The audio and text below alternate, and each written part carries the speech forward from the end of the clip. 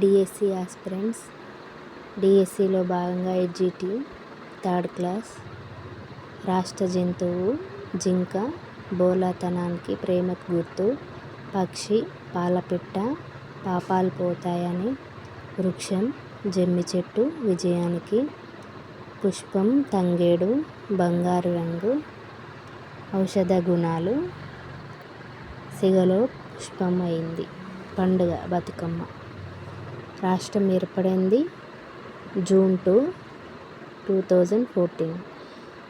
ఇండియాలో అయితే జెండా 3 రంగుల జెండా. జంతువు పులి. పక్షి నెమలి. వృక్షం మర్రి చెట్టు. పుష్పం తామర. ఫలం మామిడి. కాషాయం త్యాగానికి దేశభక్తికి గుర్తు. తెలుపు శాంతి సత్యం. ఆకుపచ్చ నమ్మకం సమృద్ధి. పాలవెల్లి పాల సముద్రం. వన్నె రంగు.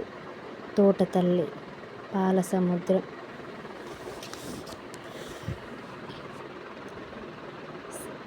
సంశ్లేష అక్షరాలు అంటే ఒక హల్లుకు 2 ఒత్తులు చేరితే వాటిని సంశ్లేష అక్షరాలు అంటారు.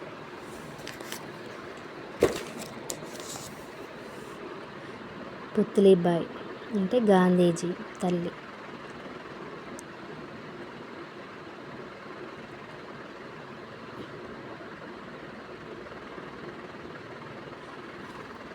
గాంధీజీకి శ్రవణ కుమారుని నాటకం అనే పుస్తకాన్ని కొనిచ్చాడు. అందులో గుడ్డి వాళ్ళైన తల్లిదండ్రులకు సేవ చేయడం. సబర్మతి ఆశ్రమంలో ఉండేవాడు.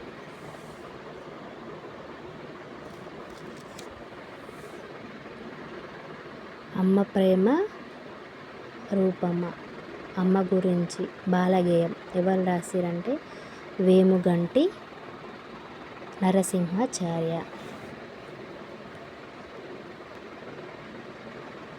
త్యాగానికి ప్రతీకగా మొహరం బక్రీద్. దీపావళి. ఆశ్వయుజ బహుళ అమావాస్య. నరకాసుని వధ ఎవరు చేసిర్రు? సత్యభామ. హోలీ కామన్ పున్నం. బొడ్డెమ్మ వెంపలి చెట్టు నాటుతారు. శమి వృక్షం అంటే జమ్మి చెట్టు. తోట తల్లి. పాఠ్యాంశాన్ని ఎవరు రాశారంటే సి నారాయణ రెడ్డి. గాంధీజీ 1869 అక్టోబర్ 2 గుజరాత్లో జన్మించాడు.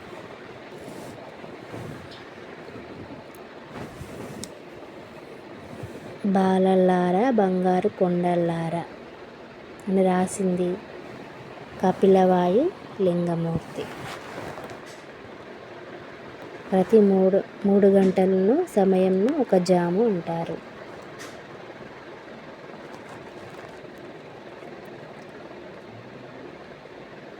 కపూర్ అంటే కర్పూరం. కొదువ అంటే తక్కువ. గణేశుడి భాద్రపద మాస శుక్ల చతుర్థి నాడు. ఫసలీ కాలం అంటే రంజాన్ నెల మొదటి రోజు. షవ్వాల్ అంటే రంజాన్ నెల తర్వాత వచ్చే చంద్ర దర్శనం.